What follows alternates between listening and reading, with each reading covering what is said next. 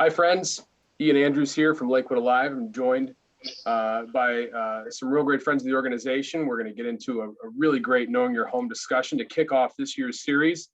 So just hang on for a little bit. We'll wait for a few more folks to join us coming into the proverbial room, and then we'll get kicked off here in a moment. So I'll be back with you in just a little bit.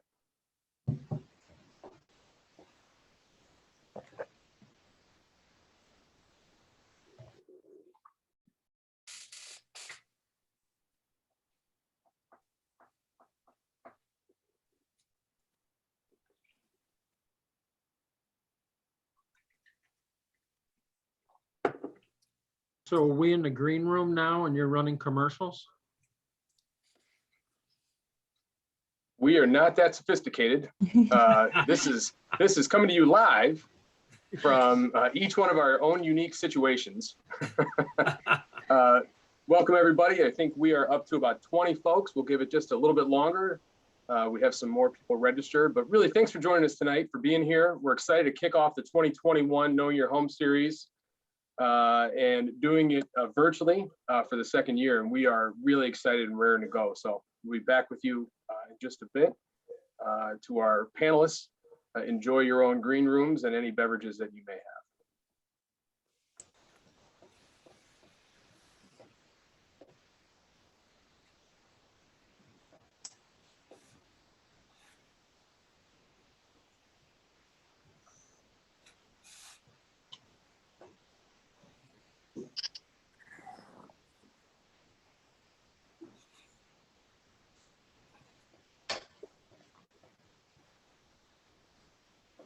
Hi, folks. Ian Andrews here, back with you. Thanks again for being with us.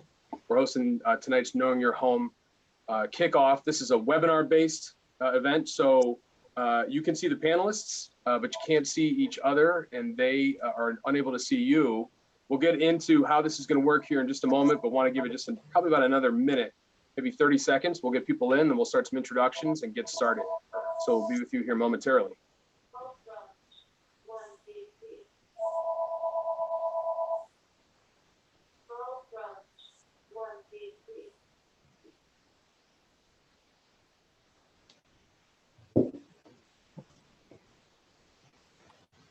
Great. I think we'll let's get started. Good evening, everyone. Again, my name is Ian Andrews. I'm the executive director with Lakewood Alive. We're thrilled that you're here with us to kick off the 2021 Knowing Your Home series. Good grief. Thank you for joining us. First, we want to thank our sponsors, the City of Lakewood, Cleveland Lumber, First Federal Lakewood, and Lakewood Public Library. We appreciate their generous support of not only the Knowing Your Home series, but our housing outreach program, which seeks to make sure that everyone in Lakewood lives in healthy and safe housing. We have a fantastic crew, and the brains behind the whole operation, Allison Urbanik, our Housing and Internal Operations Director, is going to get us started here. So Allison, please, the floor is yours. Oh man, I don't know about that introduction, the brains. So we are here tonight. We're kicking off our 8th season of Knowing Your Home. And that really just amazes me that we've been doing this for so long. But over the years, we've met so many great people, so many great residents, and so many great professionals in many different fields that we brought together to help us learn more about our aging housing stock. So tonight, we're going to kick off our series with Knowing Your Home, Creating a Sound Investment. And really, this workshop is designed to help folks who are looking to undertake large repairs, home additions, remodeling projects, or maybe smaller ones, and it's maybe something that's new to you and you're not sure how to tackle repairs. We're going to come at it from all different aspects so that you feel confident and prepared when taking on these projects.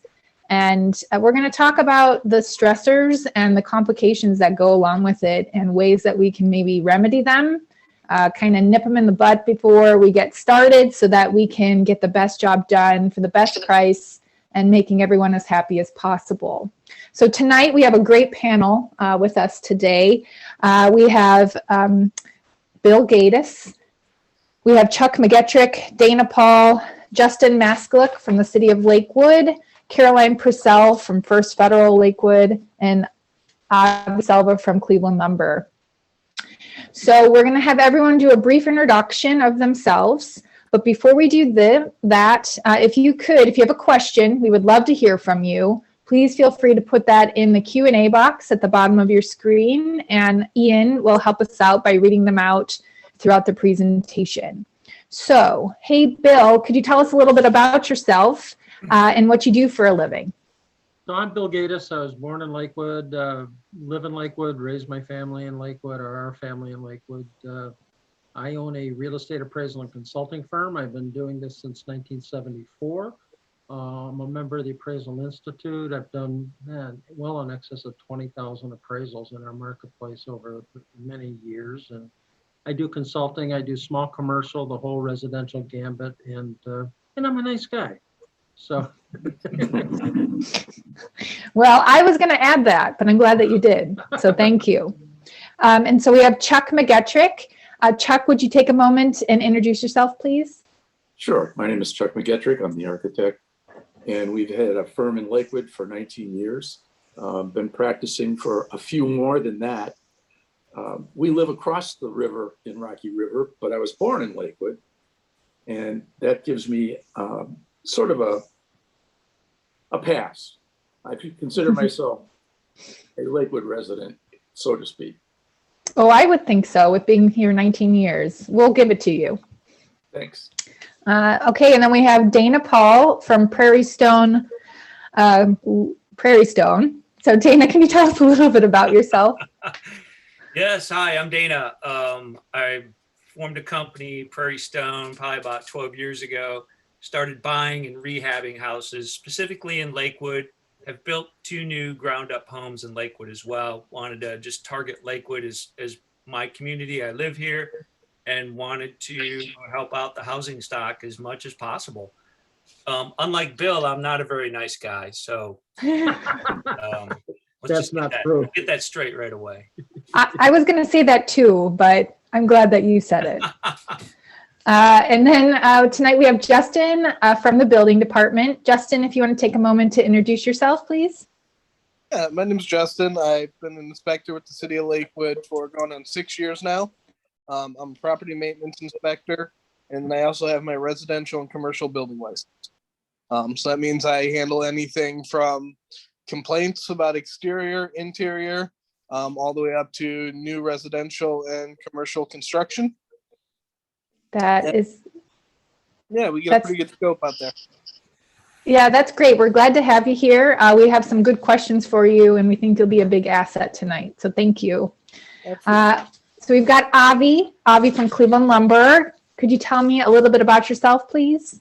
Sure. My name is Avi Selva. I work for Cleveland Lumber, and we are based in Cleveland, but we do a lot of business in Lakewood and the surrounding areas, and been a sales manager there now for the last few years, and just enjoy working with people in Lakewood. Well, we're so lucky to have you guys so close, and some really great people and great products to help our projects become successful. So we're happy to have you. And then last but definitely not least, we have Caroline Purcell from First Federal Lakewood. How are you tonight, Caroline? Hi, Allison. How are you? Oh, good. Thanks. Thanks for coming. Sure. I still think I'm having camera issues, so I apologize to everybody. I'm Caroline Purcell. I am the mortgage loan originator assigned at the headquarters in Lakewood, and I've been with the company for about 30 years, in the mortgage industry for about 25. I live in Lakewood, raising my family, and I don't know. That's it. Well, that's a lot of great stuff, and we're excited to have you here. And I look forward to getting your insight into the banking and loan world right now. So thank you, and we look forward to asking you some questions. So we're going to start off. Again, don't hesitate to put questions in the Q&A box down there, and Ian will be sure to share those with us. So to get us started, we're going to start with Justin. Justin, could you tell us what you're seeing in the home repair world right now? How busy is it in Lakewood with residential repairs? Yeah, so I mean, it was definitely a more busy year all around. I think the health crisis made it a little different. People were spending a lot more times in their own home and looking at a lot more internal things over the winter that they wanted to touch base on and deal with. So our year didn't slow down quite as much over the winter as it normally does. But given this time of year, now we're coming to the point where we're pouring more concrete. We're starting to touch base with things underground, foundationed up kind of stuff, and going through larger remodels and additions are starting to come through. So it's definitely, we're looking at an uptick in our incoming projects, along with an uptick in the actual size of the project. So yeah, we're getting there. This is the time of year where things start ramping up. Great. And would you say that the additions and the whole house renovations are maybe something that has been new for us over the past couple of years? Have you seen an increase in those? So as far as large additions and new construction, over the past, I'd say 2 years, that's been a large increase, which has been great. We love seeing new construction. We love seeing, the expansion and people putting a lot more money in the housing market and the stock in the city, because it's a great city and we got these centennial homes that definitely need that love and attention to update them and keep moving things forward and keep our housing market relevant. And in that area where people are still interested in looking at it and saying, hey, this is great. We love these old properties. Great. And I think we would all agree the housing that we have in our city is amazing. It's solid, it's well built, and it's clearly something that is highly sought after. As you know, our housing market is very hot. The property values are, I would say, increasing, but Bill's going to tell us more about that shortly. They're definitely holding their value, and there's definitely a shortage in available properties. I think a healthy market normally has probably 50, 60, 90 properties that are available at one time. And right now we have about 14 single family homes for sale in the city. And I'm sure we've all heard stories from either friends, neighbors, or loved ones who have tried to purchase a house and they've been outbid 15 times on a home, or they're ready to offer like way over the asking price because they're tired of losing out on properties. So we are in a city that everyone wants to be in. So it's pretty exciting, but there's a lot that goes into that.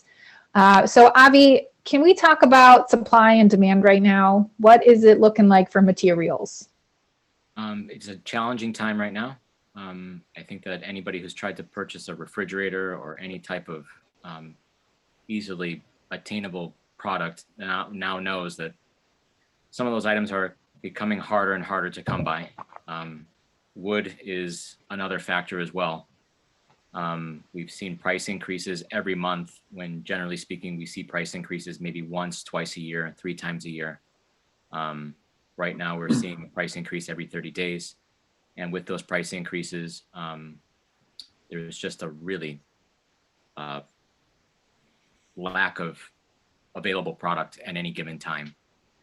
Just to give some people an idea of what that looks like. So generally speaking, when you're looking for lumber or you're looking for any product, mills are quote unquote on the market almost daily, meaning that they are willing to sell their product. They are willing to sell it to either distribution or wholesalers or directly to retailers like ours. Literally by Monday afternoon, everyone is off the market. And for 4 days, we're literally waiting until the following Monday to go back on the market and go look for more wood. So wow. It's very interesting times right now. And it's a cascading effect that starts from literally the guys or men and women who are responsible for pulling the logs off the, to harvest the logs, all the way through trucking. That is a big challenge right now. And then of course it's production. Mills just cannot keep up with the demand. So I ordered a couch in December. I was supposed to get it in April. Then I was going to get it in May. Yes. Now I'm getting it at minimum July 2nd. Yes. So I understand. I don't know why, and I don't know where the couch is coming from, and I'm sorry. I'm sure I should have done more research, but it doesn't matter. Everyone's having problems with something right. That's not arriving. So what are you telling people? Should they be more forward thinking? Should they just understand that's going to be a little bit of a delay? Or So I certainly suggest to everybody, first of all, patience is of the utmost importance right now. Please be patient with what you're ordering. It's not like it was once a year or a year and a half ago where you literally could walk in and buy whatever you want. Most retailers are actually limiting what customers can buy and what quantities you can buy. So patience is of the most essence right now. Secondly is compromise. So you may need to consider a different product, or you may need to consider a different color. Right now, most of our customers that come into the store are looking for composite decking because it's almost summer season, right? It's decking season in May. And generally speaking, we tell our customers now, pick 3 colors because the first 2 may not even be available. And the third one, we might have to piece together from different sources. But again, as another example of what's happening right now, generally speaking, we order our composite decking in November and December for a late February, early March arrival. Our decking, we're still waiting for our decking, just like your sofa. So, okay, they're probably on the same boat. Yeah, they're probably or something. stuck on some canal somewhere. But that's where things are right now. It's just super challenging, and of course we want to give the public all the answers that we possibly can. Half the time we're left in the dark as well, which is again, that's the third part of this conversation, is that, or the third line item is that most of the time we know what the story is. I mean, again, I could go on and on about the supply chain and how it affects one over the other and to another. But right now, even they are sometimes left in the dark as to what is happening, especially when you're waiting for materials to be unloaded at a port. I just heard yesterday that the Port of Los Angeles has over 200 carriers waiting to be unloaded as we speak. So probably most of our materials and most of our sofas are on those carriers. Yeah. Well, Sorry, Avi, I just had a question for you about the supply chain.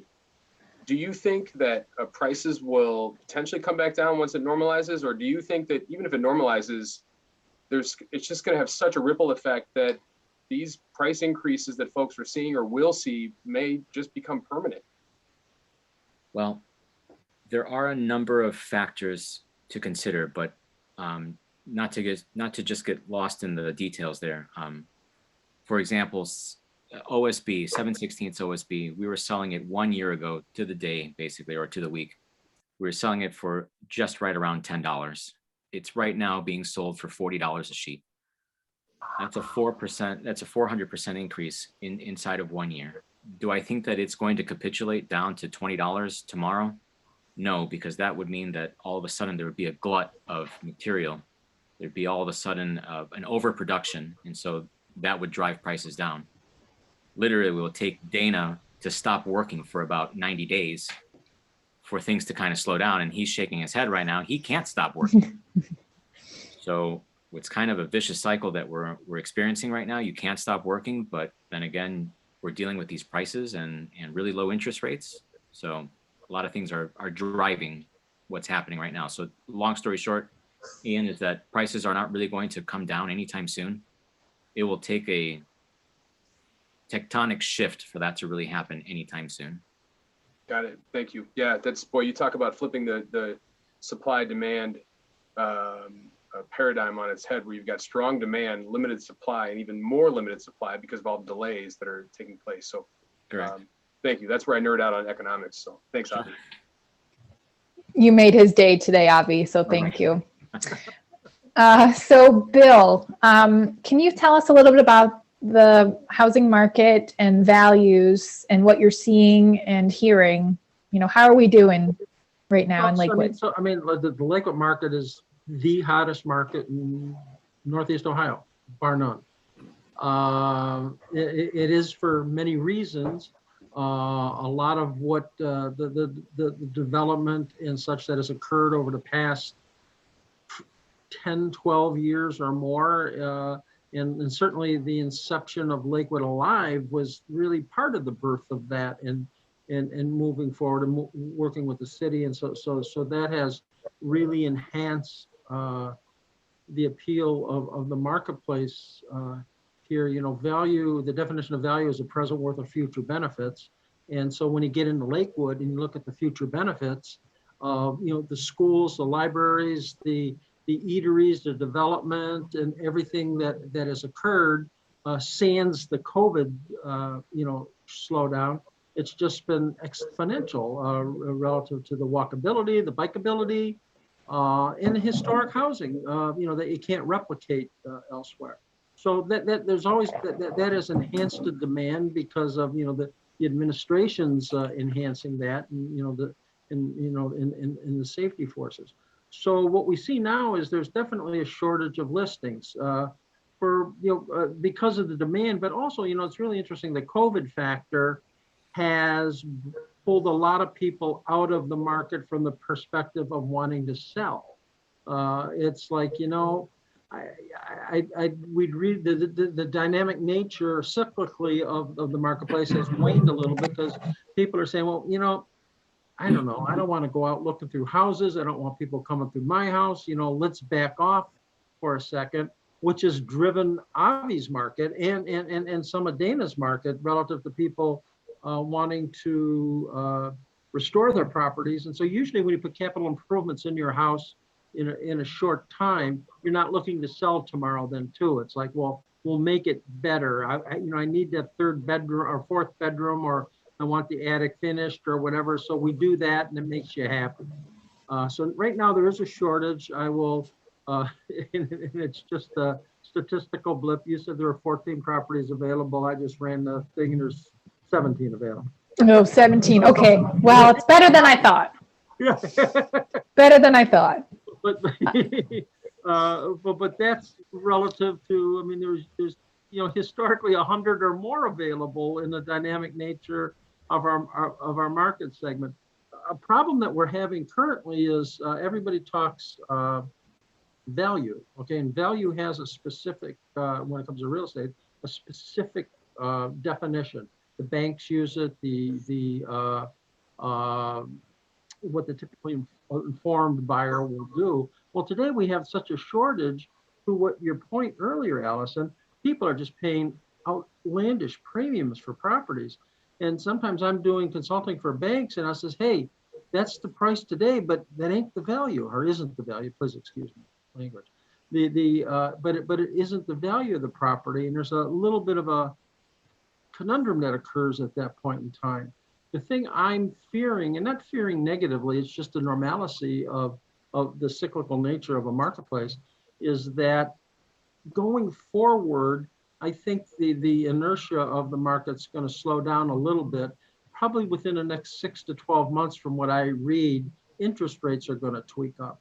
And so I use this analogy, and maybe, and Carolyn could probably speak to that later about when she verifies, you know, what people can afford, the affordability factor. You know, I always use this just offhanded analogy, but the reason somebody buys a $200,000 house is because they can't afford a $250,000 house. Okay, well, when the interest rates go up, that affordability goes down, and so what they can afford is going to be a little bit less. So I think that's going to slow things down a little bit. But right now it's hot, it's strong, it's great, it's got good stuff, good bones.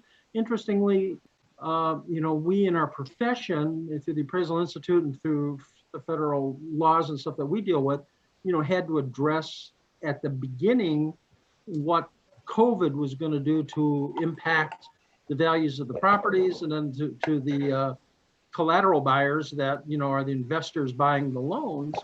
And so, you know, we never have a crystal ball. I don't know what's going to happen down the line, but we have to, you know, have some ideas. And at one point, I was very cautious. All of us were, and all of the major players in our industry, like early on. I mean, this time last year, we talked to each other in every week or two. I'd call somebody, blah, blah, blah. What are you seeing?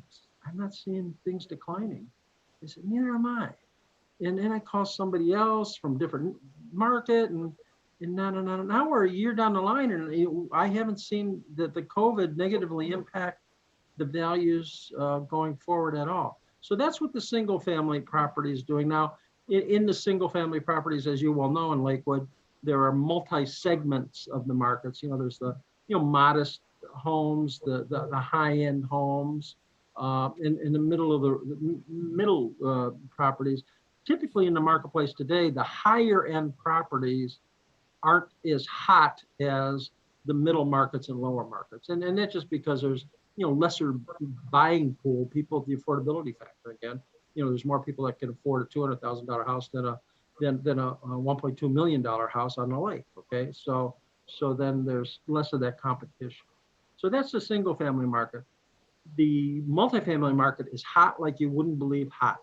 The median two family sale is $250,000. I think the lowest listing for a two family right now is, right about $200,000 or $244,000. It's been very strong. There has been a rebirth, interestingly, of which there was a void for a while, several years ago, of younger folks. So when we grew up, it was a big thing to maybe buy a double, and you live in a double and the rent pays part of your debt service. Well, and then that waned off for a long time when money was being given away by the banks in the 90s and early 2000s. Well, again, the owner occupancy factors have increased significantly, and which has just pushed the two families up. The other thing that's interesting is out-of-town investors are buying in. And now people, and I take great umbrage with this, none of us here have created the multifamily arena that we have in Lakewood. It was done by not even by our parents, by our grandparents or wherever, but we have it. And so investors are not bad. Investors are citizens in our community just as anybody else is. And if we don't have investors, we're in really steep soup, okay? So I see legitimate good investors. I'm not talking the house flippers and the slum landlordy kind of thing, but real investors around the country are hot on Lakewood, buying properties sight unseen. They're buying them for equity dividend rates that they can't get elsewhere. And because of the stability. So multifamily is hot, hot, hot. And then the last segment are condos. Condos are solid, not greatly appreciating, but going up a little bit. And condos are kind of a little bit more unique because not only are condos segmented relative to prices and stuff, but each condo building is a city into itself. And then the location within that building can be a significant sub-market too. If you take the Gold Coast condos in the northeast corners, they're just significantly different than the mid thing. So that's what I see. I see things good, but slowing down maybe 6 or 12 months. Okay, well, that's great insight. Thank you. So Dana, we're going over to you. Hey, Allison, real quick, yeah. sorry. We do have a Sure. question for Bill. Bill, the question is, sorry, Dana, really excited to hear you speak. It's a great beard. Who's doing the most, this is for Bill, who's doing the most purchasing in Lakewood? And we kind of touched on this just now. Buyers who live in Lakewood homes or investors. And then Oh no. We're going to be waiting here with bated breath. So I could kind of answer his question a little bit. Anyway. We could read the question. Oh yeah, here it is. Who is doing the most purchasing in Lakewood? Buyers who will live in Lakewood? the thought. Oh, Or what? okay. Buyers who will live in Lakewood homes or investors. Feels Okay. like residential buyers are being priced out and cannot compete with the investors who will forego inspections and can offer cash purchase. Thanks, Caroline. Yeah, but ultimately, if the investor in the single family arena, if the investor buys the property, okay, they invest in the property, it ends up being sold to an owner occupant 99% of the time. So usually the investor is an intermediary. They're not amassing in the single family arena. They're not amassing portfolios of rental properties. The investor sees an opportunity. Gosh, here's a tired grandma house. I could buy it for 180. If I really redo it, I can get 3 1/4 for it. And there might be the potential to make $45,000 or $50,000 or as an ROI on their property. So that's it. Interestingly, 5 or 10 years ago, when Lakewood just started getting its act together and whatever, it was kids would buy a house, kids would go out on their own, when we were in college, just out of college, we would rent a double in Lakewood. We might buy our first house in Lakewood, and we can't wait to go out. Okay, and you rarely saw the return. It started though that you would see a chess game in Lakewood or a checkers game. The first time buyer buys the house, and then he buys another one and another one and another one, and then the last person buys a condo on the Gold Coast. So I'm seeing a lot of that still. Lakewoodites are moving into Lakewood, but the other thing that's happening is that I'm seeing from some of the millennial markets, the Tremont markets, the Gordon Square markets, the Ohio City markets, building these new townhouses and stuff, which I like a lot, but they're oftentimes attuned to the empty nester. And when it comes time to be familially oriented, they tend to want to move to Lakewood because Lakewood has more of a family thing. So that's where we're drawing in others. I don't know if that answered the question. I hope it. I think so. Ian, to your point, I think it'd be great if we could have the intel on it, but I know that we never would be able to have it. And that would be, so if a single family house goes up for sale, and within 2 days, let's say there's 35 offers on it, and the offers are prepared and submitted by whom? Are they investors? Are they individual people? Are they, someone who lives in Lakewood? We just don't know that information out of those. Let's say there's 30 offers, like are 15 investors who just want to grab the property. They're going to throw $30,000 into it. Then they're going to rent that out. It's going to become part of their portfolio. And that's kind of what I'm beginning to read about. I have no way to substantiate it, but I feel as though if I'm bidding on a property, I'm getting outbid by someone like that. Not only am I up against someone who wants to live in the property, but I'm being outbid by the investor who's going to add it to their portfolio. But again, I don't have the intel on it. It's just kind of a hunch, kind of a gut feel. Well, Dana, as long as aren't you an investor, Dana, when you buy property? Well, yes, but my goal is not to hold it and rent it for a period of 10 to 20 years and that's the type of investment firm that I'm speaking of. One that's they're going to hold it and they're going to rent it. They're not going to resell. They have no intent to resell it. The amount of capital improvement they're going to make is minimal, just enough to get someone in the door so they can rent it out. And I find much lesser of that in Cleveland portfolioing relative to single family homes than I would find in the inner city west side in particular, where I see a lot of that occurring for sure. The other thing too, the intel factor, there's just such incredible confidentiality to that. Right. I mean, you don't know. Jane and I had a pretty nice portfolio of residential properties in Lakewood that we've amassed as time has gone on, and over the past 3 years we've sold them all. Happily, I sold the last one in December, and we got multiple offers, but you don't, even as a seller, you don't have all that information. You get so-and-so wants to offer to it. You don't know where the person's from or what they want. They just say they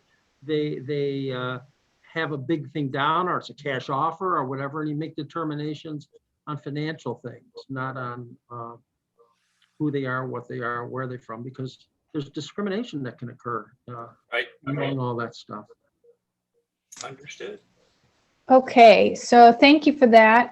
We are going to now start talking a little bit about projects, home repair projects. So Dana, from your contractor perspective, how should homeowners determine when and how to invest? So when should they pull the trigger to make large improvements? Well, I guess, I was thinking about that. And if homeowners have a fair amount of equity now, that perhaps their home value or has risen because of such a strong market, now would be a great time to invest in a project. Unfortunately, as Avi has told us, there's a shortage of not only material, but shortage of labor. So that makes that a little bit of a difficult time. And perhaps Chuck is about to tell us too that he's pretty well overwhelmed with people who are looking to do projects and drawings and whatnot. So there seems to be, it's like, it's a great time to do it. Interest rates are low, but perhaps the cost of trying to do it right now would be a little more expensive than normally. I mean, but if now's a great time to do it, now's a great time to do it.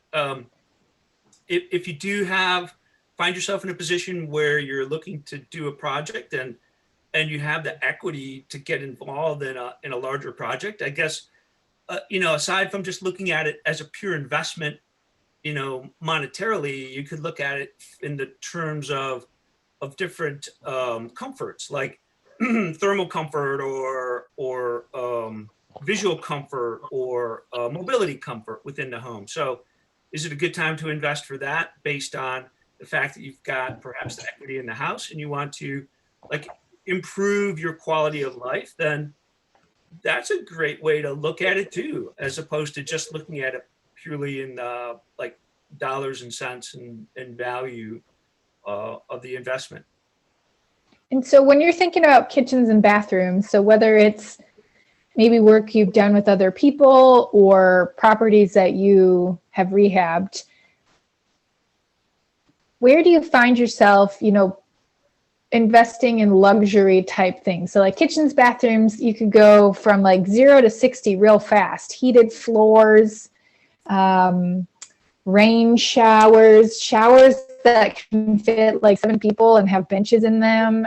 I mean, there's so many things that you can, we've seen them, right? I don't own one of those, if you believe me or not, but I've seen them. I've seen this new fad of very large showers with 2 or 3 shower heads and a bench, like you're going to move in. I don't know, but how do you, it really just comes down to, I guess, personal preference, but I guess, would you agree that it's easy to go from budget, we're going to do simple, it's so great, and then all of a sudden we walk in and we see the heated floor tiles and the rain showers and all that stuff, and we're like, we're going to just blow the budget on this? I guess for me, when I look at it that way, what I think about is if I have a potential buyer who's walked through one of my properties, I want them to be walking out the door and thinking about those unique little qualities that are so wonderful that they just stop at the threshold and they're like, I want this property. I've got to have it. That's what I want to instill in them before they walk out. So it's important to throw, plenty of fun little pieces like that, luxury items that actually are somewhat affordable, but make that difference before they get out the door. They just have to have it. And do you find Etsy's not the right word, Pinterest or HGTV or Pinterest, do you find that more harmful or helpful? I don't know. I have no opinion on that. Clearly, I don't follow that, so I don't know. So where do you get your inspiration then? I thought there was questions later in the evening, but okay, no, that's fine. I normally I'm probably watching a fair amount. I'm probably geeking out on HGTV, all the different shows, until I get to the point where I'm just done with the programmatic, the way that the shows just run through each time, and then there's a wonderful reveal at the end. And then when I'm done with that for a while, I'll tune into This Old House, because they break it down. And it's how it's really built and how the pieces really go together. And it really takes more than 3 or 4 weeks to complete that project. And they get into more of the mechanical and the foundation issues, etc. So later on, we will talk about what our favorite HGTV shows are, because sounds good. I still have a couple things that I have up my sleeve that we all know are coming, but it's going to be later down the line. So, okay, so we're moving on to Chuck. Chuck, what's your caseload looking right now? And what are your most common projects that you're doing in Lakewood or surrounding areas that have older housing stock? We are absolutely slammed, thank goodness. And ironically, the majority of the work is in the city of Lakewood. We've had a couple of new builds out in the west and in the east of Cuyahoga County, but amazingly, the people that we work for, we're not working typically for a developer, a flipper, a contractor. We're typically working for a client. So therefore, the notion of selling that house is anathema to our practice. We believe in the people that we're working for, and we believe in their dream. The good news is that there have been a lot of very well-educated clients lately, and they are doing the things that you talked about, which is, you know, I think I want that shower. I mean, it's not a boxcar, but you know, it's a little bit upper scale. The plumbing fixtures are nice, the tiles are nice, frameless glass doors, you know, all of that stuff. But the point is, a lot of our clients have just said, you know what, I'm living in this house, and I was maybe going to go out and somewhere else and buy a house, but I'm very comfortable in Lakewood. And how are the bones of my house? Can we do what we'd like to do? And that's really our biggest challenge. And by far away, the last 10 months have been primarily residential projects. And they go from, as you talked, modest third floor attic conversions, a new half bath on a first floor. And then you get into additions that are major family room. We did a place on Maple Cliff that was a new kitchen, a first floor family room, a second floor master bedroom suite. I mean, just great stuff. And people are saying, you know what? I'm not going to sit around here for another 8 months and hope that materials come down. We're going to go ahead and we're going to bite the bullet and let's get it done. So that's where we are today. That's amazing. And are you seeing a lot of people who are saying, like, I'm living in this house, I'm all in, let's go Lakewood. Are they thinking about staying there forever, and they're planning aging in place type things like first floor bathrooms, bedrooms, things where they can age in place? Are you seeing people being more forward thinking, or are they just kind of in the now and what they need today? We're doing 6 of those right now. And it is older folk that are saying, I'm fine with Lakewood. I can get around. I know the city. I'm very confident in the housing stock. And please, let's me have this house for the rest of however I have. And it's delightful. It really is.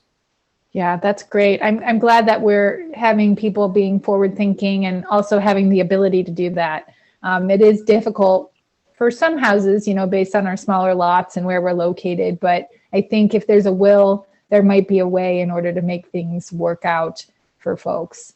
So that's great, Chuck. Thank you. So Caroline, we're moving on to you. What types of repairs are you hearing about when your clients are applying for loans? Are home repair loans pretty popular right now? I've never done so many renovation loans ever that I have done in the last year. And I would say the biggest one I've seen is probably kitchens. I mean, obviously, and that's pretty normal, but what I'm seeing more of is outside work, additions, probably more additions in the last year than I've seen ever before also. But the outside work, which is obviously, I think, because, people are spending a lot more time at home and they just want to have extra space and things like that. So driveways, garages, making it nice out there. They can That's sit down and hang out with their friends, maybe not 6 feet apart so much anymore, but last summer. right. Well, that's great. Now, if we could talk about loan options for people, is there a difference in loans that you would want to get? Let's say if you're making a smaller investment, maybe a $10,000 investment in your home versus a $50,000 investment. Is there a better loan type for those, or is it kind of one size fits all? I think definitely one size does not fit all, because it does depend a lot on what some of the others have talked about today. How much equity do you have? One of the first questions I ask all my customers that I'm talking about any kind of loan is, how long are you going to be there? How long do you plan on staying there? Obviously the smaller loan, maybe you don't want to, but so, I mean, it's going to be different for everybody, because it's going to depend on the situation. And when I say situation, I mean that. How long are you going to be there? How much equity do you have? How much is your project? All of those things. So we have a number of products that could fit for different home equity line of credit. You could just do a standard cash out refinance, a low cost refinance, which is a product that First Federal of Lakewood offers.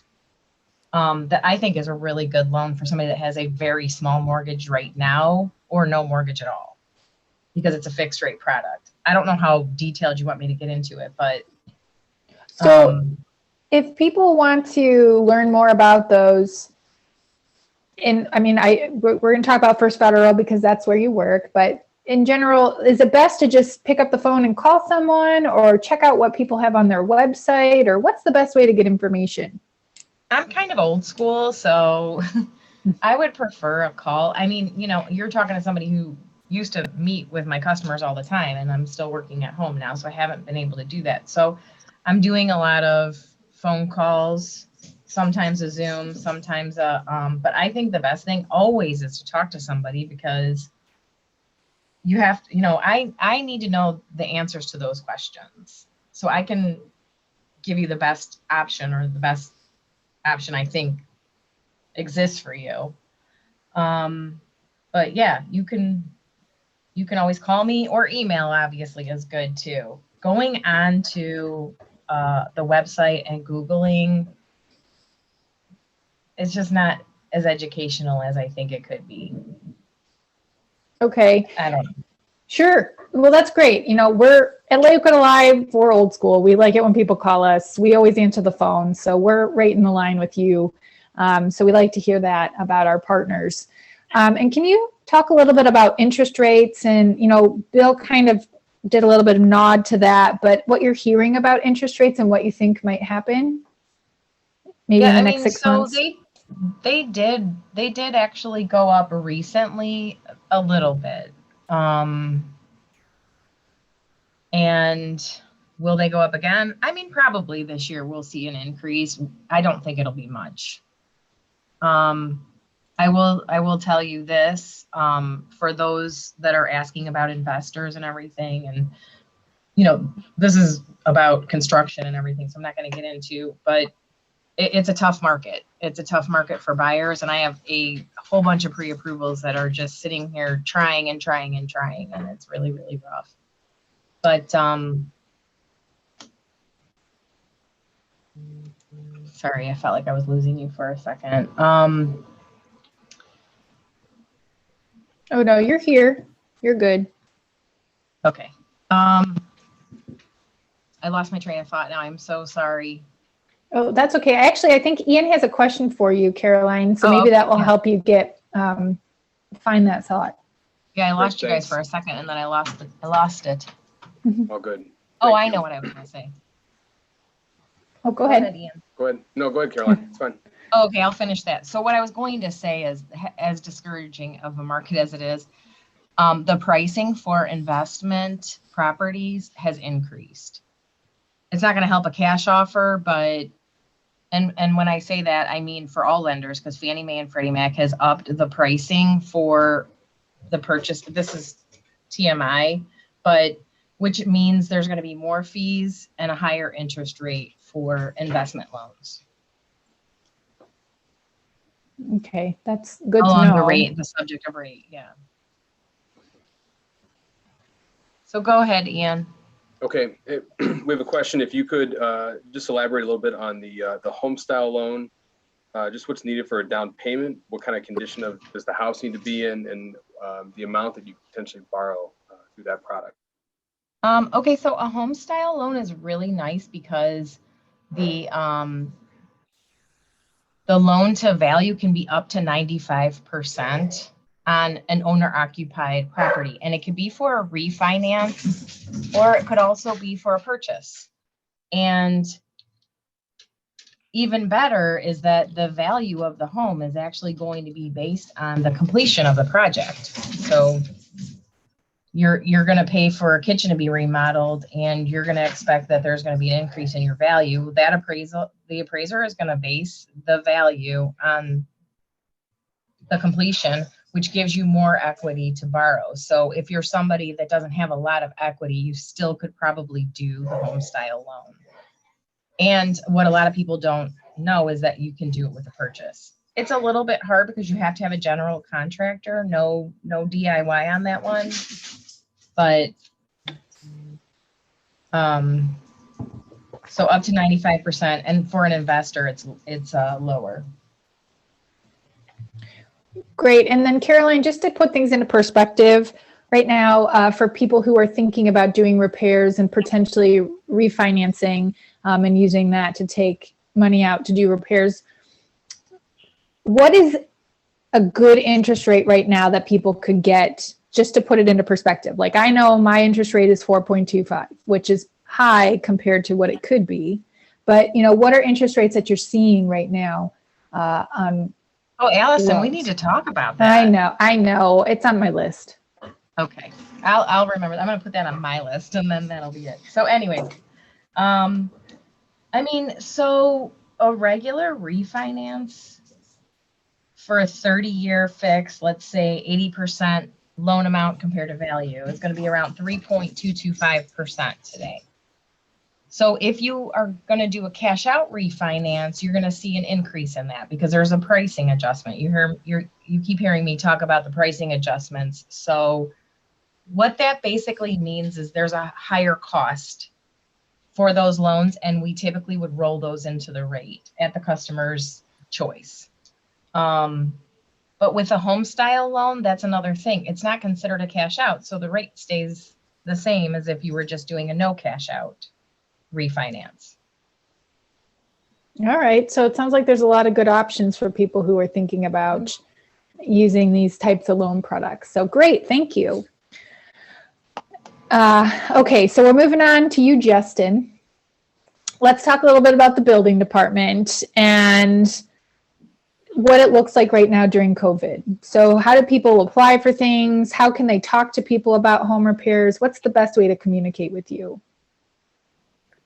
So for us, things that have changed for it, as far as inspections for permits, we are now doing remote inspections as well. So it's an option. It depends on the work and what's going on with the job site. So that's kind of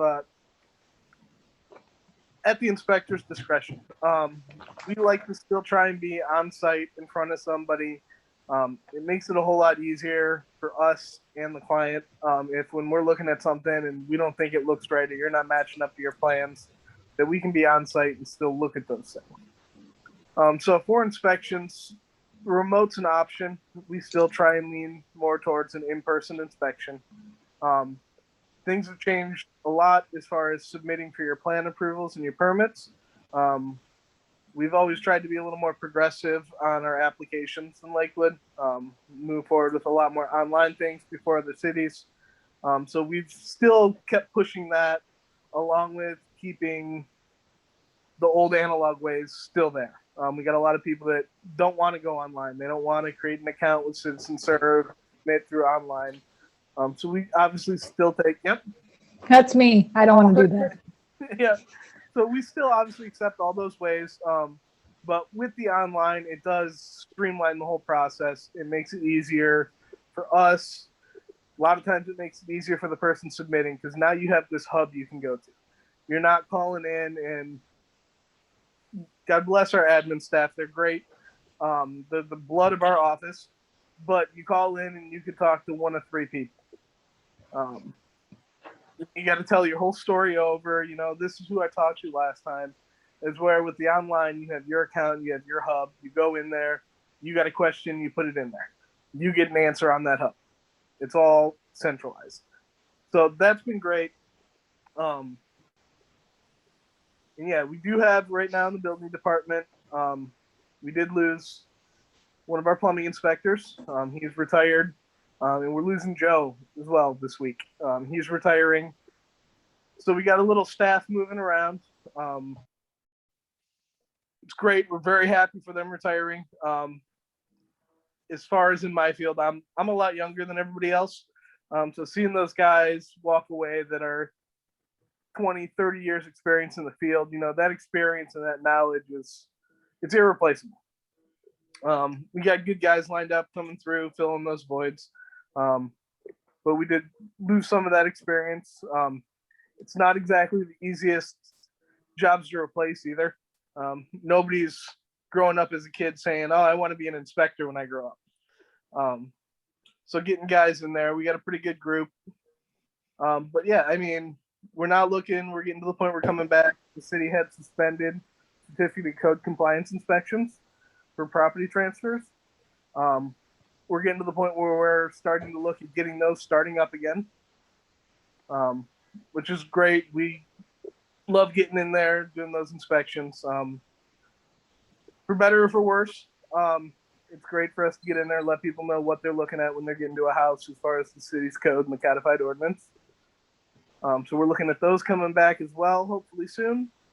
Along with that would come for property maintenance, our safety and maintenance inspections. Going into our rental stock in the city, going through making sure those are being upkept the way they should be. Personally, my opinion, I think those inspections are great. I think it's one of those things that have helped keep our housing stock at a higher level in the city. Because we're going in there and making sure that things are being upkept and fixed the way that they should be. Nothing sitting stagnant in the city. Yeah, that's pretty much what's new going on. Hey, Justin, we do have a question for you. There was a question about the residential style guide, and if you have any sort of an update or sense of where that may stand, just based on maybe kind of creating the look and feel of suggestions for contractors and for residents when they're doing projects. So I think you're referring more towards like the architectural board of review kind of things and what they're looking at. I believe so, yes. Okay. So yeah, there has been movement on many different things with that. Everything from the way architectural board of review is looking at guards on porches, material type, metal is becoming a lot more popular in the city with that. We do still have a lot in the city where we had like the solid guard style.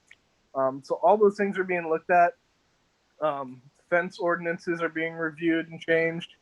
So we do have a lot of things in the pipeline as far as architectural style and reviews go. None of those have been put into full effect yet, to the best of my knowledge. Those are all still things that are just in the review and reforming process. Hey, Justin, we actually have two more questions that came in as you were speaking, generated a couple of thoughts. The first one, and then I'll stop. What is a remote inspection? Can you just talk about what that looks like? Yeah, so a remote inspection, there's pretty much two ways we do them. One is a contractor's taking pictures and submitting them to us online. A lot of times that's more for something simple like a garage build or something like that, where we're just looking at framing, we're looking at depths for footers.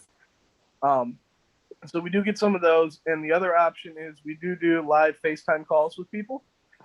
So, you know, if there's a job that we feel can be done sufficiently and we can do a safe inspection with that, we can do those calls. You know, the person on the other end's walking us around the job site. We're stopping, telling them, hey, we'd like to zoom in. Let's look at this area over here. So both of those are the options for the remote inspections, whether it be live feed or submitted pictures. Great, thank you. And then the final one, what's the current timeline for permit approval? So it all depends on the scope of work and what it is. For commercial projects, we do send those plans out of our office. They do get reviewed by a third party. So those ones typically are a little further out. In-house is all residential. We do all those. Last that I seen doing permit review, those were sitting about 2 weeks out. Given the size of the project, some can take a little longer for those guys to work through. But usually a couple weeks, never more than 30 days. Okay, Justin, I just had a furnace replaced. Mhm. And I am a nerd, and we all know this. I geek out about things. And I was really looking forward to my green sticker, and I didn't get one. Are they still giving out green stickers? So they're all based on the job. I will tell you, on any of the more appliance-related items, hot water tanks, furnaces, air conditioners, we are not doing green tags on those as often. We had some complaints about people not liking stickers on their brand new appliance. That's ridiculous. I'm sending a letter. Oh, So we did stop tagging them. For a while, we were handing people tags. But now we're at the point where all of our notes for the inspections are really digital. They're all in the computer in our office. So when we're on site, what we're doing is a permit that's issued has the whole workflow on the backside of your permit. It lists out every inspection that we like to complete. So we've been more tagging our inspections on there. It makes it easier for the inspectors coming through. If we have, let's say, a kitchen remodel, and I'm coming through, I'm the building inspector. When I get there, I need to know that your plumbing inspection and your electrical roughs have already been done before I can complete your building rough. If I can grab your permit, flip over to the back, and look at notes from Kevin Kelly for your electrical or Ron for your plumbing, it makes it a whole lot easier. And then we don't have to worry about, we got our building contractor on site, and we say, hey, you guys got your tag for your plumbing inspection. Well, the plumbing contractor's a different guy, and he took his sticker home with him. Oh. So what you're telling me that this hub thing is actually a really good thing, and I need to get with the program. It's looking that way. It really is. And I mean, I'm much more of an analog person. I like, I prefer face-to-face meetings, talking on the phone. I don't like all the email chains, but that hub it's making things a lot easier for everybody in a process to communicate. Okay, so I'm going to ask you one more question. For those folks who are more like us, and they aren't signed up in the hub, and they aren't leaving stickers behind, how are we as residents supposed to know? Because contractor's going to want to get paid. I always tell everyone, let's make sure you got all the proper inspections. Your permit has been closed out. It's all good before you make that payment. How should people be calling the front desk, talking to those great admin people or their inspector, or what? Yeah, so one of two ways. One is if you have a larger project, at the end of the project, we actually issue a certificate of completion. And that pretty much says, hey, all the permits under this job have been completed. Everything's code compliant, and you're now complete. So that's the easiest way if you have a larger job. If you have a smaller job, those aren't issued for those. So really calling your inspector is the easiest way. Shoot them an email, call in. All our contact information is listed on our permits. And they'll be able to tell you exactly where they are with their permits, where their notes have been made, and that everything's complete and you're good to issue payment to a contract. Okay, great. This has been helpful. I am still really sad about the green sticker, though. Yeah, it's okay. I still have a glove box full of them. Okay, well, maybe I'll have you come over and put a green sticker on my furnace. Can I ask Justin one question? Absolutely. Justin, does your certificate of completion equate to an occupancy permit? No, it does not. Okay, and now can you delineate your differences relative to them, please? Yeah, so a certificate of completion is going to be pertaining to just permitted work.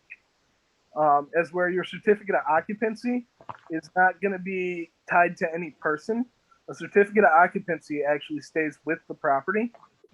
And as long as that property doesn't go through a change of use, that certificate stays with the property through transfers. If nothing changes in 80 years, that still exists with that property. It's a state document. As where our certificate of completion is a state document that just refers to one job. It doesn't encapsulate the entire property. Now, could the and maybe Chuck can jump in on this, could the scope of the renovation addition project in a residential property broach or change the occupancy factors of the property relative to zoning and compliance? So for us, So you could take it. What if somebody put an addition on the property that then went beyond the area coverage ratio? Now, is there an assumption that is covered in the permitting process, and so that was covered before the addition was granted, so the occupancy still stays according to Hoyle?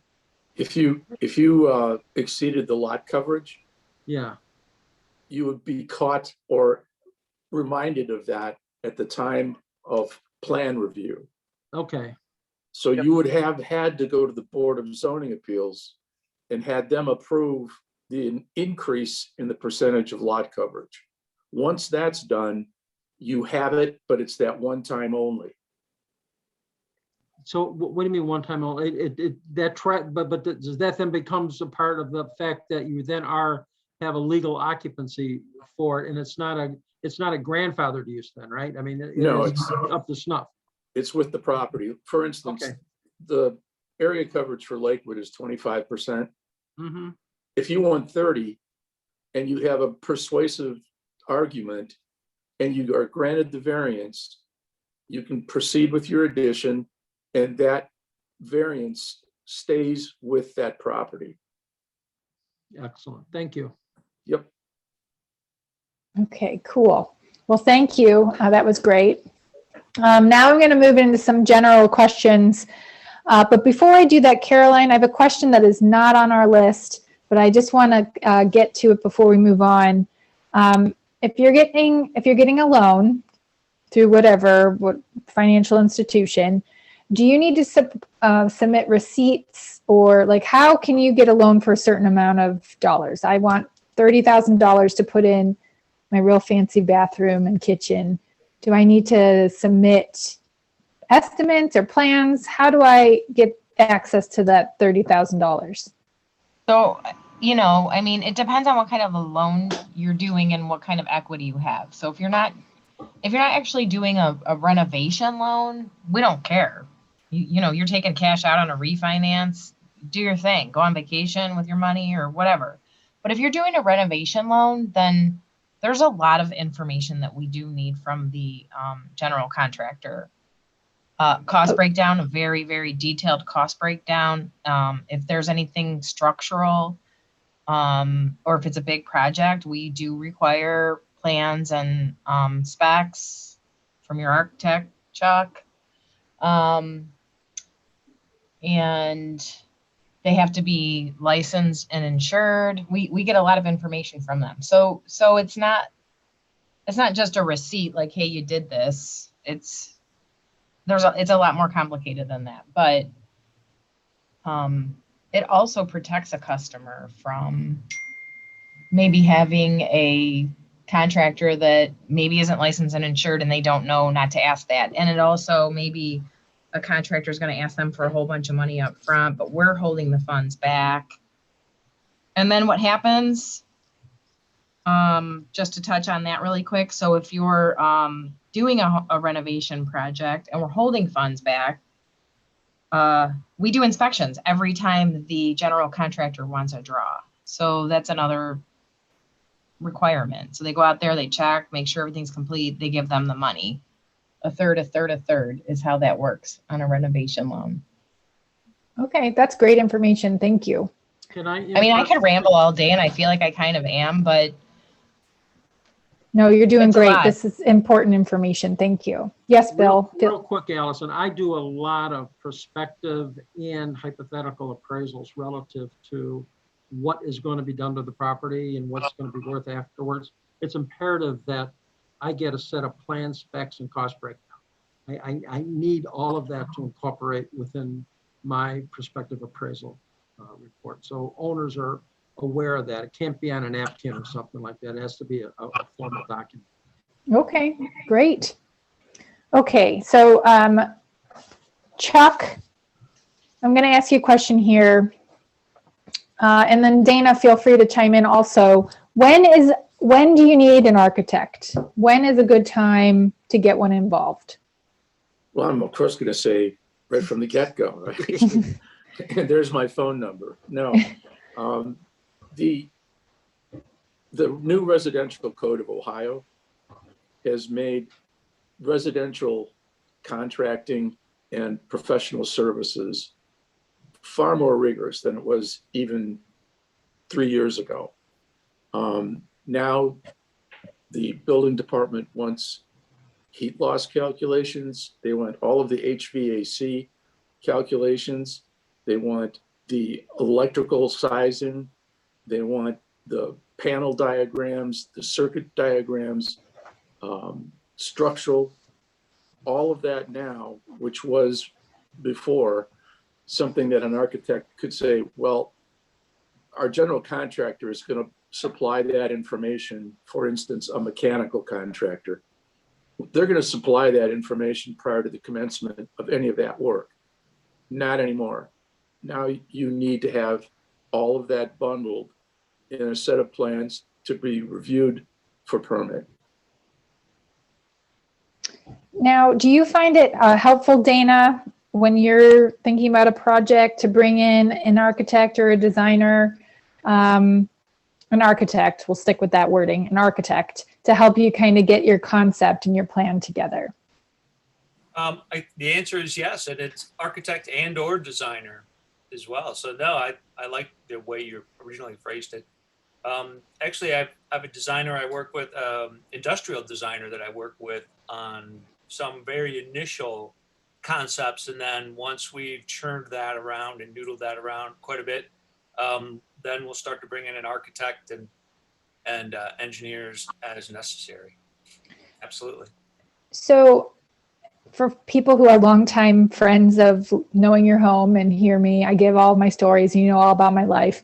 Everyone on here knows I've been trying to do work in my house for years. And last year I was going to pull the trigger to do a new kitchen and a first floor full bathroom. And then COVID hit, and my husband and I were both working from home. And so we decided that we couldn't have all of that stuff happening, which looking back on it, we should have pulled the trigger, but whatever. It's more good stories to tell the people. But what we did find, though, we have very different styles and very different ideas of what life at our home is supposed to look like. And so having an architect come in and hear us and talk with us to get our plans together helped save a lot of arguments in our planning of our kitchen and our bathroom. And like one of the contractors wanted to remove the wall, only one wall though, between the kitchen and the dining room, but we were going to lose a bunch of countertop space. And my husband was like, absolutely not. We cannot do that. I wouldn't have thought that he would have cared. He's the cook in the house. But, you know, we had that conversation together and worked through it and found a happy medium, which was like half wall of half of a wall. So, you know, still having the counter space and the cabinets, but having a pass through to the dining room to make it open up just a little bit was a happy medium place that we were able to come to with the help of an architect. Because God knows we would probably have 4 contractors walking out the door before we had agreed on a plan. So to us, it really helped us kind of grasp our concept. Chuck, do you see that a lot with people? Like, are you helping kind of get to their vision, or is it more they need to come in with the vision and you draw it up? No, we act as arbiters all the time. The idea of you and your husband having lived in the same place but having far different ideas about how life should be is absolutely the norm. And I think one of the best things that an architect can offer to a client is that arbiter. you take the hit, and then the husband and wife go away, and they're just happy because they got it out without screaming, and and the outcome was a forward move. So yeah, that's one of the services that an architect should and often does offer. Okay, so now I'm going to ask everyone this question. Avi, you know what's coming. Well, there's two of them. Are walls still out? Are we still looking for open concepts, or are walls coming back into fashion? Architecturally, I'll just speak about Lakewood housing stock. Those houses are anywhere, from 80 to 120 years old. And back then, compartmentalization was the deal. Much as you just described, now the idea of having a kitchen that communicates with the dining room is far better, because if you're cooking a meal and you're in an enclosure, you're in your own little cubicle, the party goes on without you. So just lifestyles in general have sort of added to the architectural vocabulary. So Chuck, my husband loves that. He loves not being part of the party. So I think that's partially why he wants the wall to stay, so that he's not involved with all of the socialization. We're getting real here. We're getting real. Can I ask a question on that? Open Absolutely. concept thing? Yeah. Boiler heat, how are you working around that as an architect? Isn't that a common question in Lakewood? Oil? Boiler heat, steam heat. Oh, boiler heat. Usually, if there is a boiler in a house, you can do one of two things. They're either in really, really bad condition, and the new residential boilers are half the size of the one that is sitting in the basement right now. So you can retain the hot water. We definitely would say stay the heck away from steam, but hot water with a recirc pump is a really nice economical way to heat. The other problem, though, is in the summertime, when it really starts to get bad, you have no AC. So you're seeing people install in the wall air conditioning. So the old homes in Lakewood are balloon framed, which means the studs go from the first floor all the way up to the plate of the roof on the second floor. So the passage of those small cooling tubes is relatively easy.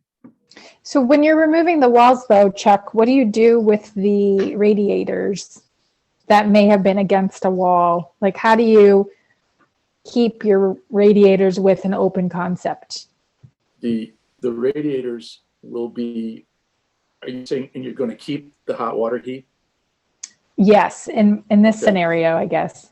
Okay, well, now those old cast iron radiators are replaced by baseboard heating. They're fin tubes, and they run along the base of the wall and the floor. So they're not as obtrusive, and they still do the same job. And that's how you size the boiler and you size the fin tubes. You take the volume of the room, the number of square feet of window, and you reach a volumetric calculation that tells you how much fin tube needs to be in that room. And then you add them all together throughout the house, and that's how you size your boiler. But then also you're adding in the insulation value of the house. And so I am going to throw in a quick PSA that I am not a supporter of open concept, which we all know, and that you should think about the historic aspect of your home before you remove these things. Avi, are you seeing people want open concept still? Yes, and I think that Chuck can speak to this as well, that we've seen more new construction homes, or if not additions, come through that are bigger or more spacious, for that matter, because I think people are planning on staying home more often or having more people around. But we've noticed that they've tried to compartmentalize those spaces now with like an additional office space or an additional portioned out or divided space now. So walls are kind of coming back in vogue a little bit. It's just that people are kind of looking at it in the sense of, well, I'm going to add this room, or I'm going to add this addition on, or I'm going to build this house, but I want to add an additional office space or a den or a convertible den that may become a bedroom at some point or another. So I think that some people are being a little bit more mindful in that. I don't know how marriages survive without walls. I do not understand. But what are you thinking, Dana, when you're doing your projects? Walls, no walls? I'm thinking there's a very strong connection required between dining space and kitchen space. The kitchen tends to be the place where the party seems to rage on and spills out from there. And I'm sorry for Dave, but there would be a big party in the kitchen, all surrounding him, and it gives the chef maybe some more space to cook while people are still watching and observing, or maybe they're a part of that whole process, which is wonderful.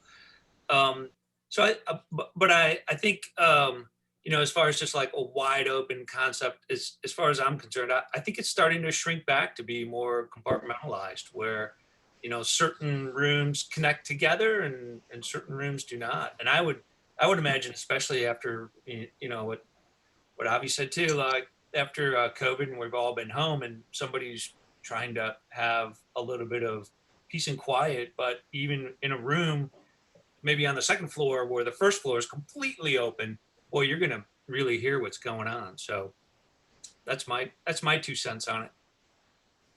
Okay, and Avi, where are we standing now with white cabinets? They're still very popular.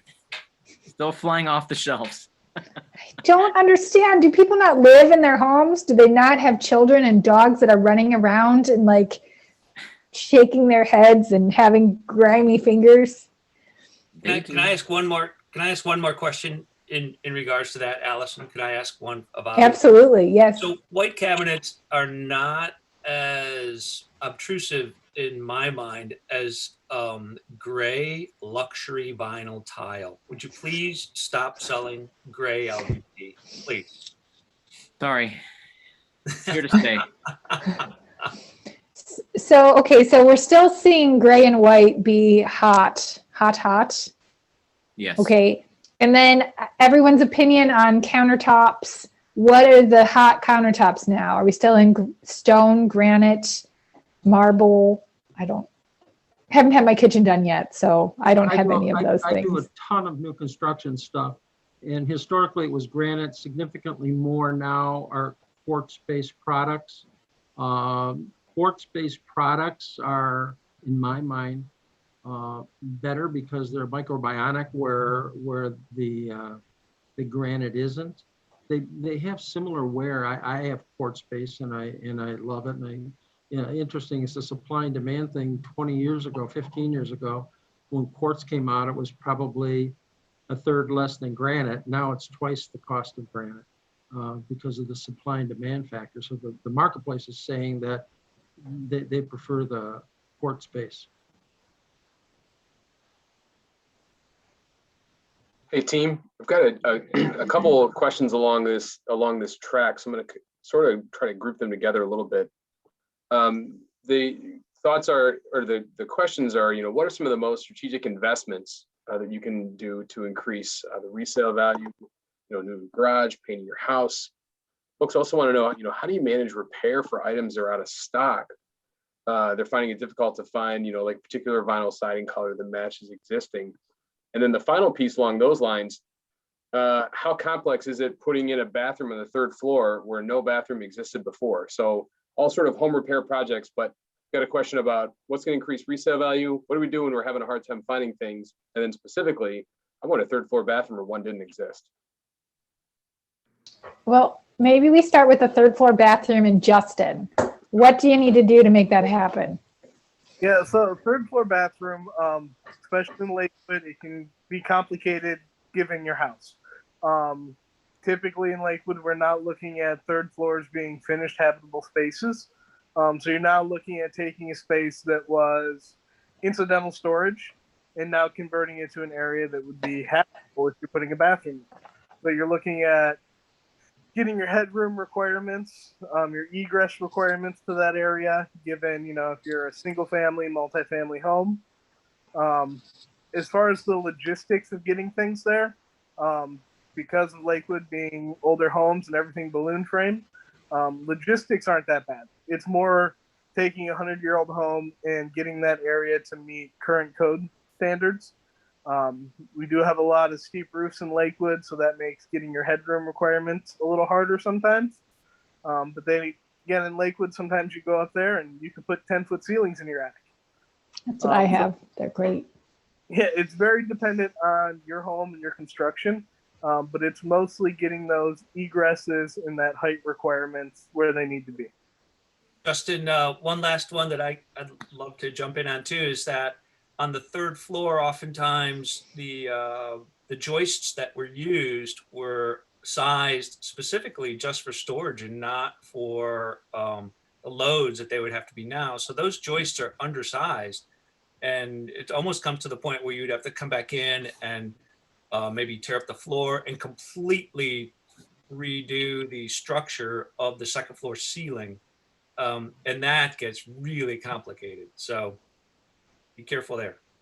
Absolutely. And then a lot of times with that too, on top of upsizing with the floor joist, we're also seeing additional floor joisting. We're looking at sistering. Instead of increasing height of those, you're increasing width and you're doubling up on your joist. That way you can meet that bearing for that third floor. Absolutely. Chuck or Avi or anyone have anything else to add about third floor bathrooms? Typically, you can find a waste stack that will travel through the attic. So getting sanitary requirements handled in these older homes oftentimes are not an extremely difficult process. But as Justin said, sistering those floor joists is the way to go. And it takes someone with some experience to make sure that the deflection during the construction is not something that's going to tear up the old plaster ceilings of the second floor. So it just takes some familiarity. Great. Great. So now we're moving on to what's going to add value Right. to the resale of your home. Should I go with that? Bill, you're always usually on top of that one. All right. So, when you're looking to resell your, first of all, a little thing I wanted to say, back up to you guys were talking about the open concept and whatever.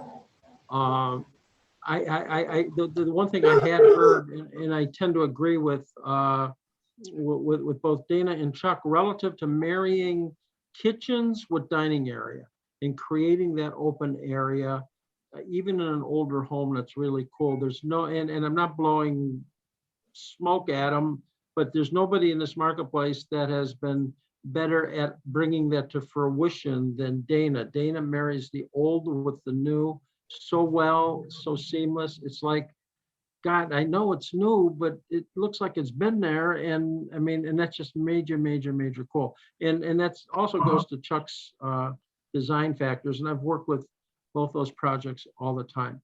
But anyhow, so the must-dos, I mean, first thing, I mean, the bottom line, no matter what, you have to look at safe, sound, and habitable. Okay. I mean, and before you get into painting and stuff like that, it's safe, sound, and habitable. I mean, so you have to, if you're going to sell your home, people are looking like, what's the minimum I can do? People have to look at the fact of, what if I was buying your home? What do I need to do? And so, I mean, from the exterior, it's got to be buttoned up. You have, broken windows, you fix them. There's peeling paint, you do it correctly and caulk it. Gutters, whatever, you address the roof. Is the roof near the end of its life? Maybe you don't need to replace it or should replace it, but what you should do are have professional cost estimates available when you're selling your house, because roofs are unbelievable things where somebody comes in, they go, oh my God, it's going to cost me $25,000 to put a roof on this house. Well, it's going to cost you 12 grand. Okay. So at least have that cost estimate to say, hey, I'm not putting it on, but here's cost estimates. It's going to be 12 grand to do that. All right. Worn drives and stuff, fix them and patch them. Your garage, fix it, because somebody's going to pinch you anyhow. So be proactive in doing it. Landscaping, very, very important stuff. Clean the site up, make it look nice, make it look attractive. Repair windows. I kind of fall in between replacement and restoring windows. And I'm not telling people what to do, but they should be work fine. I mean, and if they're old windows, make them work fine. And that's a great DIY. I mean, you've had many seminars on it. You could do it yourself and make it look really good. When you go inside, plumbing. I mean, is anything leaking? It's, it's really funny. We all become, and you have to be honest with yourself, which is tough. We all become victims of the kitchen door sticks, but when I come in, I just push on it and it opens. Well, somebody buying your house is like, holy cow, that's terrible. So you got to address that stuff in advance. The electrical is always a big concern. The age of your service, is it inadequate? Has there been new loads brought to the load centers of your house? The kitchens and baths and the laundry and things of that nature and other stuff. And so that gets updated for sure. HVAC, how is it? You were just talking about HVAC and what you should do. Oftentimes you don't get dollar for dollar on what you do. That's another question and another topic of things to do, but deferred maintenance needs to be fixed. I mean, and the marketplace wants to do that. I mean, if you have a 30-year-old Weil-McLean boiler that's going to run forever, but it's 30 years old and the pump is leaking, get one of the major people to come in and fix it, put a new pump on it, and then have them service all your radiators. On the side of the radiators, FinTube is cool, and I mean, I see what it is. I have seen some really neat stuff in renovations where people have they kept the hot water system, took the radiators, restored them, blast stripped them, and then they powder coated them. And especially the ones that have a lot of decorative filigree and stuff to them, and they are just so cool. So I've seen. Pardon? I'm sorry. No, you're good, Bill. So then you get to the cosmetics, and I mean, that's important. Clean it. I mean, if you have, everybody, especially Lakewood, I mean, they love hardwood floors. So if you have old, tough carpet, pull it up. Show the hardwood floors, clean them up. Even if you don't refinish them, clean them up, screed them, wax them. I mean, it looks good. It takes a negative away. First of all, the marketplace wants to know, God, what's underneath that floor?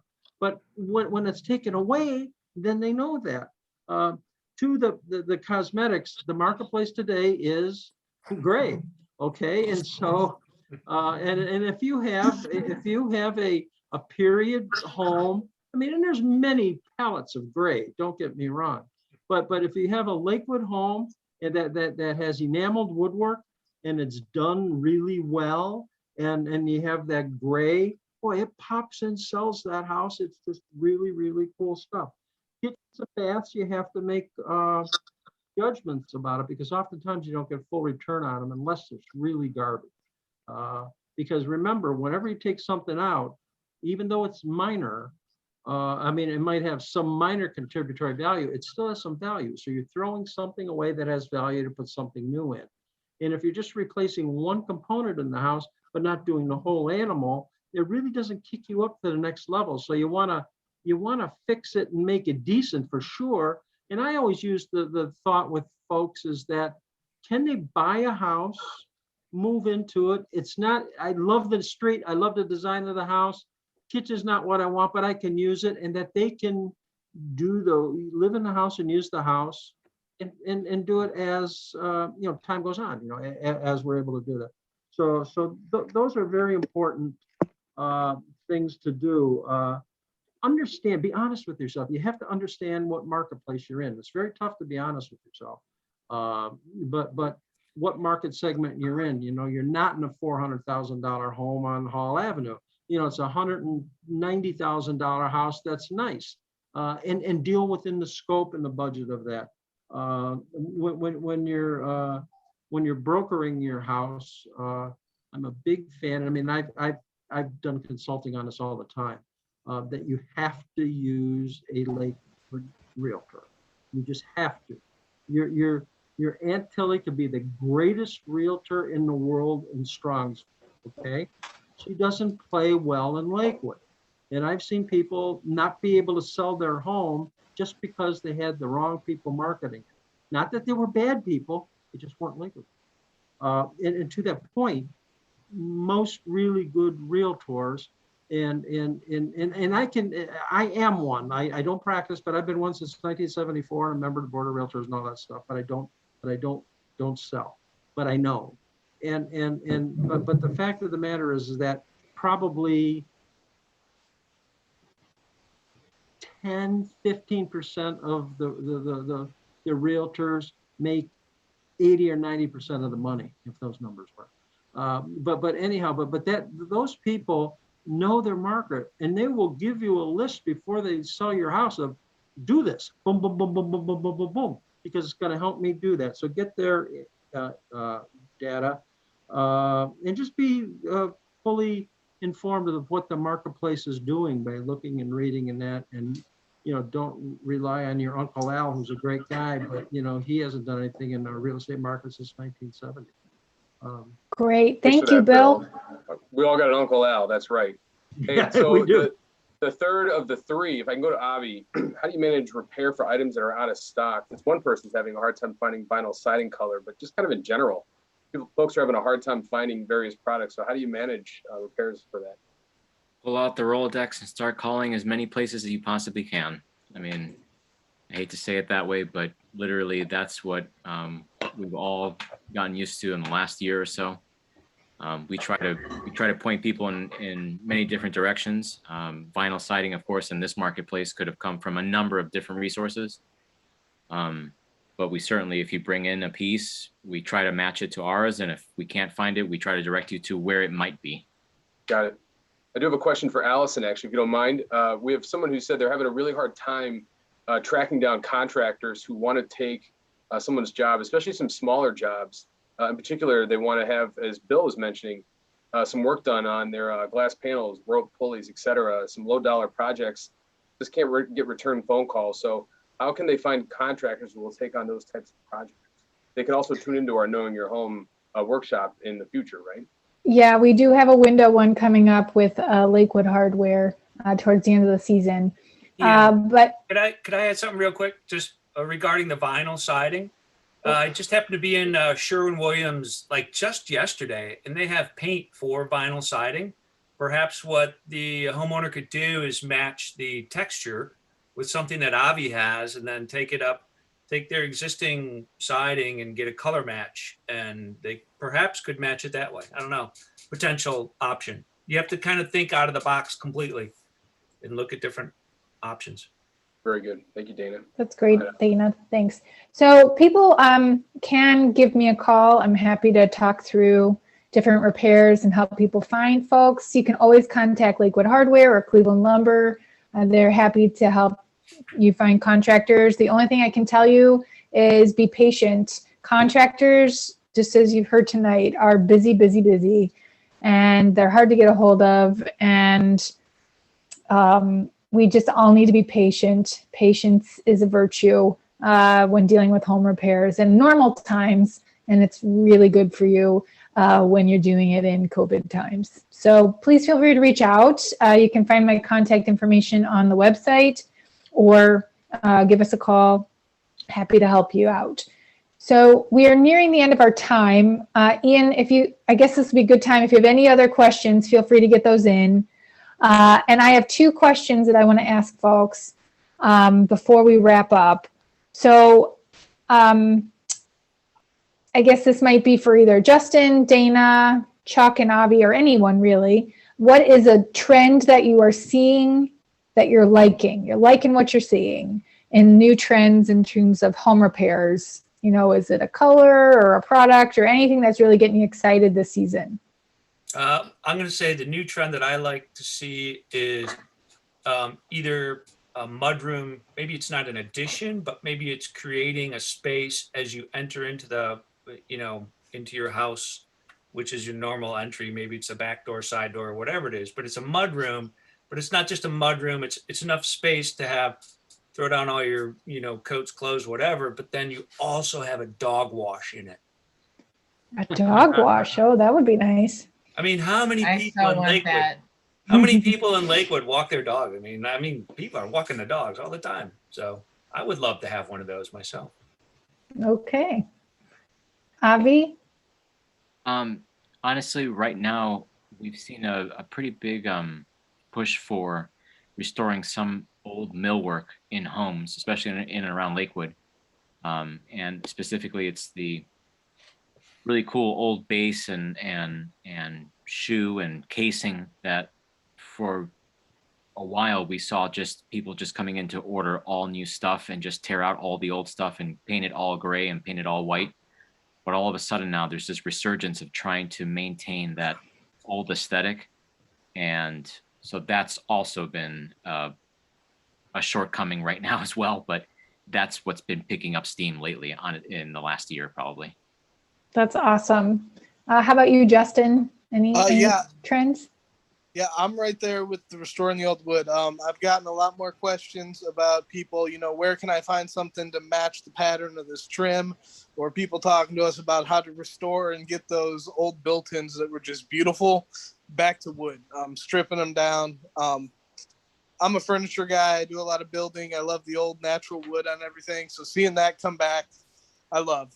Seeing people go into some of the houses that we got in Lakewood that had this beautiful woodwork, and they get in there because it's in trend and they slap white paint on everything. It hurt my soul. So seeing that come back where people are restoring it is great. And that's one of my favorite things to see. Well, and on that note, Justin, we actually have a workshop coming up here. I believe it's in June on window and trim moldings. Where you can learn how to repair, replace, and use a router to put some nice intricate detail in it, led by our own Matt Clark. So that's coming up this year, and it's new. So we're excited to bring that to you. How about you, Chuck? Any exciting trends? We're very excited about the notion that the folks that are employing us to do additions to good old Lakewood stock are really interested in pulling back all of the nonsense that maybe had ensued that old house. Let's get the exterior back to where it used to be. And by all means, the addition has to be in that vernacular. And that's very exciting. That used to take a lot of persuasion. That's fantastic. That is great. And then, Ian, do you have any other questions? Yes, I do. Just very briefly, Bill, who's doing professional cost estimates? You, or is that a GC? No, generally they're provided to me. I do have, it's interesting, I have a legal pad with about 20 years of cost estimates. So whenever I get submitted a cost estimate, it goes on the pad, and I have, it's not a national service. So I use Marshall, Swift, and Dodge and other services, but the real services, as Chuck knows, is what does it cost here? And so, yeah, that's where, but I get GC costs for inclusion within my reports on renovations. Very good. Thank you. Last question. And then we have just one point someone wanted to make. Just brief, anybody extrapolating on replacement versus restoring older windows? I mean, that is an entire workshop, but any brief? Well, in Lakewood Alive, we are big fans of restoring your windows and not replacing them.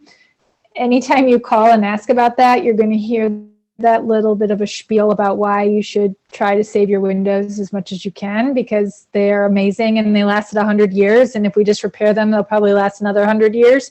But there's a lot that goes into that. But ultimately, at the end of the day, it's going to be what makes you sleep at night. Some people just want replacement windows. But our stance is, if you can, let's keep them in there, because they are what make Lakewood great, part of that piece of the puzzle. So our stance is, let's try to repair as much as we can, but replacement, if needed, we will help you find the appropriate people, and not the people who will sell you 10,000 windows for $1, whatever you hear on the radio. Great. So my observation from the marketplace is that definitely the smart people at least reserve the front facade, old school architectural windows and store them. And especially when you're in, like in my house, I have the first floor windows have wavy glass and they're Oriole windows and things of that nature that you just cannot replicate with replacement windows. But then on the other hand, I oftentimes see, the sides and maybe the back with new higher end thermal efficient windows. And so I see a mix of that back and forth. And, Ian, it ultimately becomes the ketchup or mustard on a hot dog thing. And you're never going to get a concurrence of opinion. Got it. Thank you. And then the final point, someone wanted to note that the Lakewood Historical Society does have stock of architectural woodwork. So I think referring to folks who are looking at trying to get back to really the historic integrity. So that's all we have. We're wrapped up with questions.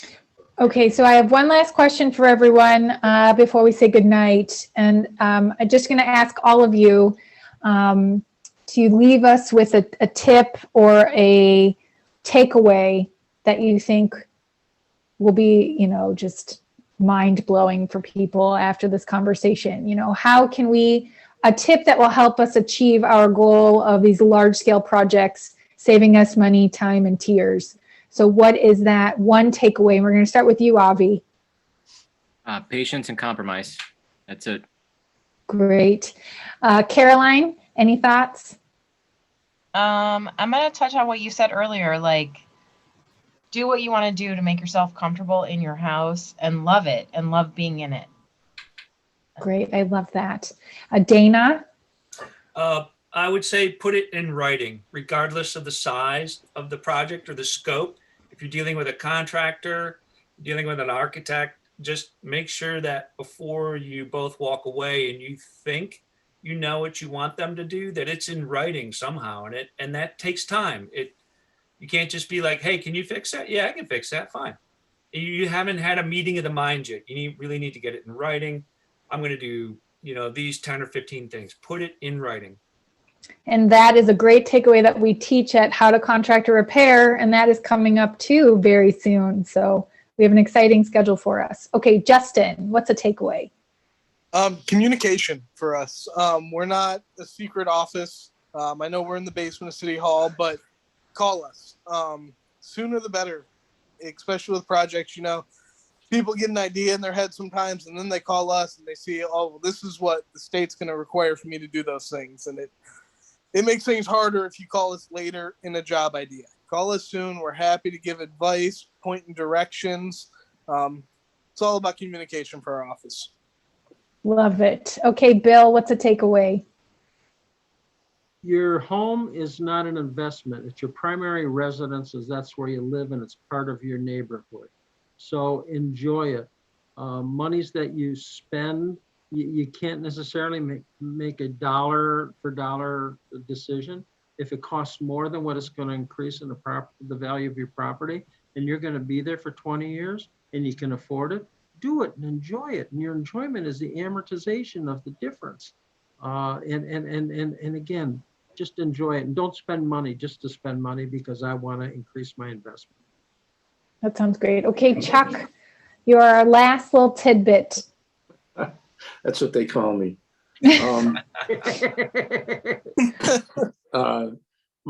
Much like Avi, patience. Do the research. Do your homework, literally and figuratively, because every minute you spend before you start putting a shovel in the ground ahead of time is going to resolve a whole bunch of issues that arise when you rush to judgment. So I'm gonna sing that same hymnal with Avi. Take your time, have patience, and do the homework. Love it. Love it. Well, I think that's a wrap on our Knowing Your Home, Creating a Sound Investment. I want to thank every single one of you, whether you're in the audience or if you're on this panel, for spending time with us tonight. As you know, this is one of the favorite things that I get to do, and I feel like we learn something new every time we come together. So thank you so much to each and every one of you. I look forward to seeing you at our upcoming schedule. It's on our website. It's on social media. It went out on our newsletter today. So check it out. It's a pretty great schedule, if I do say so myself. And I hope to see you all at them. Our next one is this Saturday with Paul from Lakewood Garden Center. We'll be doing a workshop on container gardening. We'll be focusing primarily on food, but we'll also hear a little bit of information about flowers as well. So there's still room, sign up for that. And we look forward to seeing you on Saturday morning. And thanks to Ian for being here and helping out tonight. We really appreciate it. So thank you all so very, very much. And we'll see you soon. Take care. Bye-bye. Good night, everybody. Bye.